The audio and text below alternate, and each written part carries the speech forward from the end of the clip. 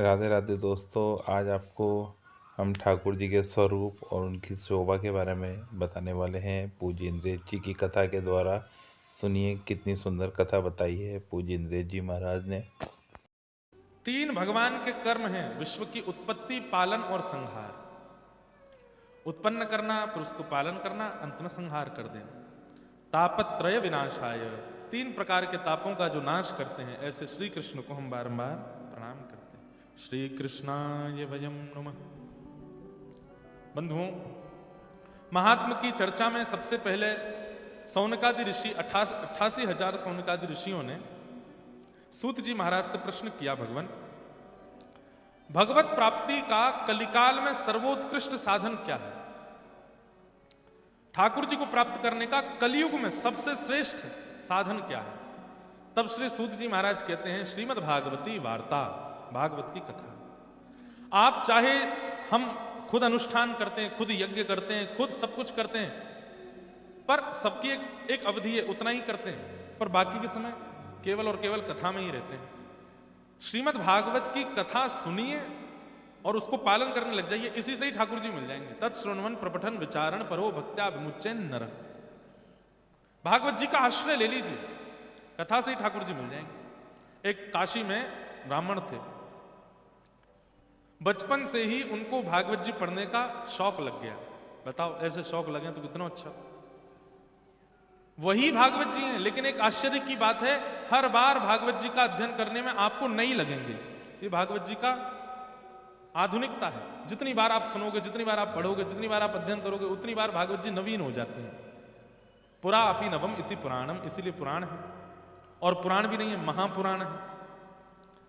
तो काशी में एक विद्वान रहते थे, बचपन से उनको भागवत जी पढ़ने का शौक लग गया। अब तो ऐसा शौक लगा, उठते बैठते चलते फिरते बस उनको यही लगता मैं कहीं एक आसन लगा के बैठ जाऊं, भागवत जी पढ़ूं। परिवार के बच्चों के साथ खेलने भी जाते तो बच्चे खेलते, वो बैठ के अपने भागवत जी पढ़ते रहते। सब लोग गंगा स्नान के लिए जाते, वो गंगा स्नान करके तुरंत भागवत जी पढ़ने लगते। सब ब्याह में गए, वो पीछे बैठ के भागवत जी पढ़ते रहते। इतना भागवत जी के प्रति आदी हो गए कि कोई और कामकाज उनको भाता नहीं था। घर वालों ने कहा ब्याह करा दो इसका, अपने आप बुद्धि ठिकाने आ जाएगी। कोई काम नहीं करता, धंधा नहीं करता, पूरे दिन ये किताब से पढ़ता रहता है। किताब नहीं है, साक्षात कृष्ण है भागवत जी। घर वालों ने विवाह करा दिया। विवाह के बाद भी वही बात है ना, ठाकुर जी जिसको पकड़ लें वो कैसे भी नहीं बदलेगा। विवाह के बाद भी भागवत जी को नहीं छोड़ा। रात्रि में नींद खुल जाती है तो उठ के हाथ मुंह धो के आचमन करके भागवत जी पढ़ने लगते हैं। सुबह उठते हैं तो भागवत जी पढ़ते मिलते हैं, दोपहर में तो भागवत जी। पत्नी भी कुछ दिन तो सहती रही, उसको भी लगा ये कुछ करते धरते नहीं। एक दिन पतिदेव से कहा, गृहस्थ आश्रम में आ गए हैं, थोड़ा कुछ कार्य धंधा भी किया कीजिए। देवी, हम आपसे एक सत्य बात कहें। बोले क्या? हम और सब कामों में नालायक हैं, नहीं कर पाएंगे। आप देख लो, कुछ आपको भाई तो कर लो घर चलाने के लिए, हमसे नहीं होगा।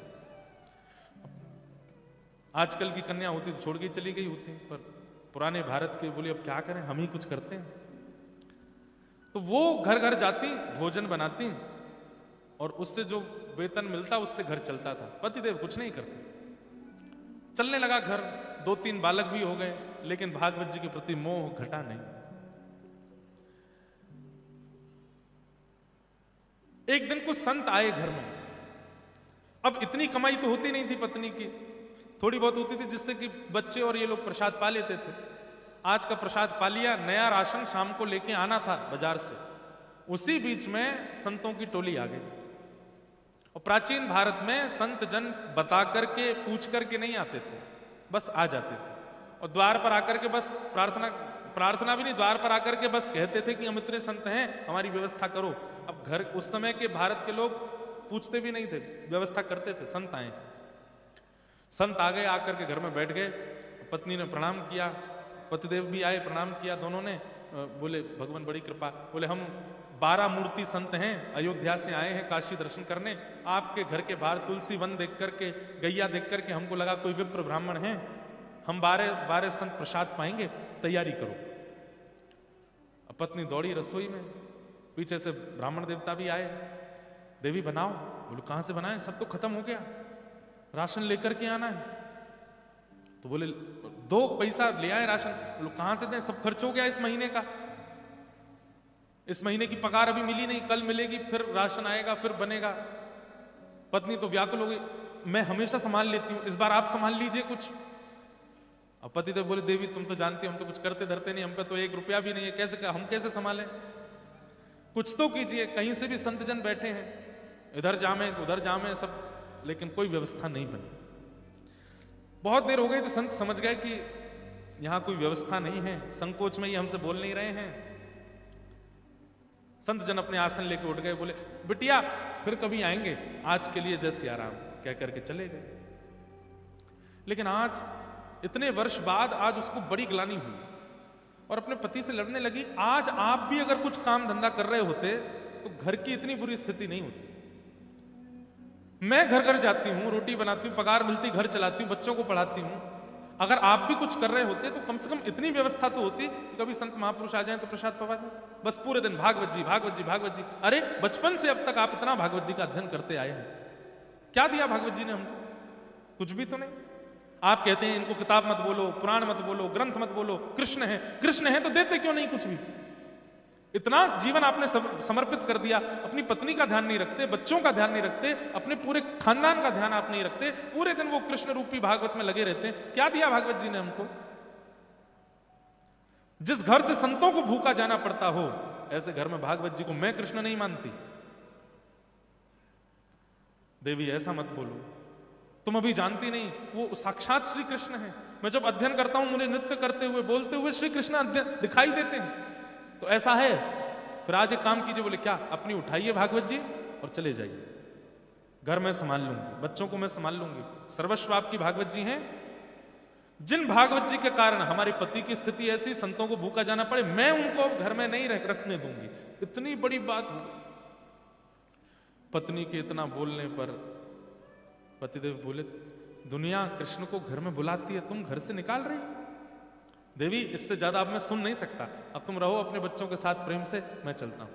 अपनी पोथी उठाई और रोते बिलखते ब्राह्मण देवता मेरे कृष्ण हैं, मेरे ठाकुर जी हैं, हृदय से लगा करके निकल गए। गंगा के तट पे जाकर बहुत रोए, बोले मुझे कुछ भी बोल देती, मेरे को मार भी दे, पीट भी दे, मैं सह लूंगा। हे ठाकुर जी, हे भागवत जी, आपके लिए क्यों कहा? मुझसे ये सहन नहीं होता।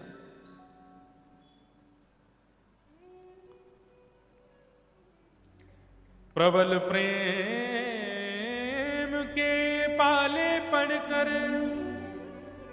हरि को नियम बदलते देखा, अपना मान टले टल जाए, पर भक्त का मान न टलते देखा। जब रोने लगे वो ब्राह्मण देवता भागवत जी को हृदय से लगा के, ठाकुर जी से सहन नहीं हुआ। ठाकुर जी मन में विचार करने लगे, भैया ये 40-41 वर्ष के हो गए ब्राह्मण, और जब से इन्होंने होश संभाला तब से केवल भागवत जी का ही अध्ययन किया, भागवत जी का ही पाठ करते हैं, कुछ काम कुछ भी नहीं, सब कुछ मुझे अर्पित कर दिया, और आज भागवत जी के लिए 2 शब्द गलत सुन के घर से ही निकल गए। मैं जाऊंगा। और काशी में छोटे से गोपाल जी प्रकट हो गए, और प्रकट होकर के ऊंची धोती पहन करके, सिर पर बढ़िया स्वाफा बांध करके, और बढ़िया गजरारे नेत्र हैं ठाकुर जी के, हाथों में कड़ूला पहने हैं, पैरों में सुंदर पाजेब पहनी है, कमर में करधनी पहनी है, गले में कंठा और एक सुंदर बगनखा पहना है, कानों में छोटे छोटे सुंदर हीरे के मोती हैं। ऐसी अद्भुत छवि ठाकुर जी की। लेकिन अपने सिर पर डलिया लेकर के कुछ बेचने वाला व्यक्ति होता है, ऐसे बनकर के निकले।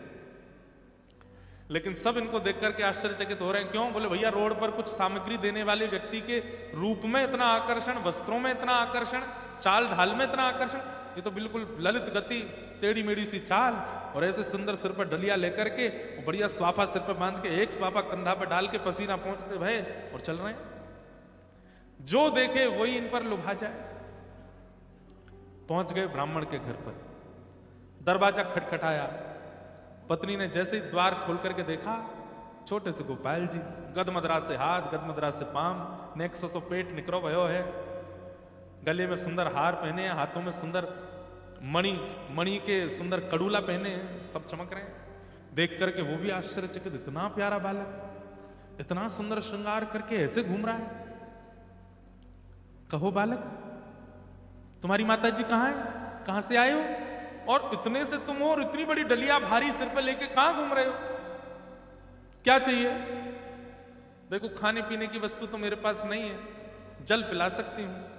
ठाकुर जी खड़े खड़े देख रहे हैं, और तुम इतने प्यारे हो, इतनी सुंदर, माँ ने अकेले कैसे छोड़ दिए, कहाँ है तुम्हारी माता जी? तो ठाकुर जी उसको इशारा करते हैं, हम पे बोलना नहीं आता।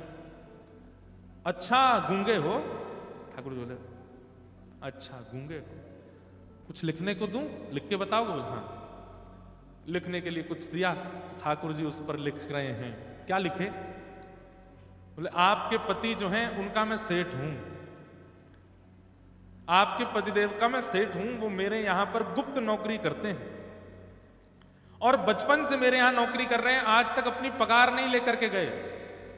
आज मुझे कैसे भी करके पता चला कि उनको धन की बड़ी आवश्यकता है, तो 12 वर्ष की आयु से लेकर के 41 वर्ष की आयु तक उन्होंने जितना भी मेरे यहां कार्य किया उसकी जो पगार होनी चाहिए वो सब लेकर के आया हूं, आपके द्वार पर रख करके जा रहा हूं, उनको दे दीजिएगा। ऐसा कह करके लिख करके उसको पकड़ा दिया। अब वो पढ़ने लगी, पढ़ते पढ़ते पढ़ते अंत में सोच भी रही है, इतने छोटे से सेठ जी हमारे पतिदेव के, जैसे देखा तो डलिया रखी है, ठाकुर जी तो अंतर ध्यान हो गए वहां से। डलिया के ऊपर से जैसे ही वस्त्र हटाया, ऐसी ऐसी मणियां रत्न आभूषणों से जड़ित, और इतने सुंदर सुंदर उसमें स्वर्ण के आभूषण, मणियां, हीरे जवाहरात सब चमक रहे हैं। अरे काशी के नरेश के पास भी इतनी संपत्ति नहीं होगी जितनी संपत्ति और बहुमूल्य मणियों को देख करके वो बालक गए। पत्नी की तो आंखें खुली रह गई, बोले कि पतिदेव इतनी बड़ी नौकरी करते थे, आज तक नहीं बताया। डलिया उठाने लगी तो उठी नहीं, बच्चों को बुलाया, 3-4 बच्चे स्वयं लगे तो जैसे तैसे खिसका के भीतर लाए। इतनी धन संपत्ति देख करके पत्नी तो बड़ी व्याकुल हो गई। छोटे वाले बालक को भेजा, जाओ पिताजी को ढूंढो, गंगा के तट पर होंगे, उनसे कहो जल्दी आमे लौट करके, माँ ने बढ़िया पकवान बनाए हैं घर में। बालक दौड़ा दौड़ा गया तो वहां पर भागवत जी का पाठ कर रहे थे, अश्रुबिंद गिर रहे हैं। पिताजी जल्दी घर आइए, मैया ने बहुत सुंदर पकवान बनाए हैं आपके लिए, वो प्रतीक्षा कर रही हैं, आप पाएंगे तभी पाएंगे, जल्दी आ जाइए। ब्राह्मण देवता सोचने लगे, लड़ने के बाद पकवान कौन बनाता है घर में? हमको घर से निकाल दिया, इतना सब कुछ बड़ा बुरा बोल दिया, और सुबह संतों को पवाने के लिए एक फूटी कौड़ी नहीं थी, अब पकवान बनाए हैं। चलो भागवत जी का पाठ पूर्ण करके हृदय से लगा के गए। लौट करके घर जैसे ही आए, द्वार खटखटाया, इतने में तो पत्नी उसमें से कुछ स्वर्ण लेकर के बढ़िया साड़ी आड़ी खरीद के बढ़िया सुंदर तैयारियां करके आ चुकी है घर पर, पूरा घर सजा दिया। जैसे ही द्वार खुला, अपनी पत्नी को इतने सुंदर वेश में देख करके ब्राह्मण देवता, अच्छा गलती से आ गया हूँ, कोई और घर है शायद आगे वाला होगा। पत्नी बोली, अरे यही मैं ही हूं, कहां जा रहे हैं? देवी तुम हो? इतनी गोरी पहले तो नहीं लगी थी, इतना बढ़िया वस्त्र पहले तो नहीं पहना, कहां से आया?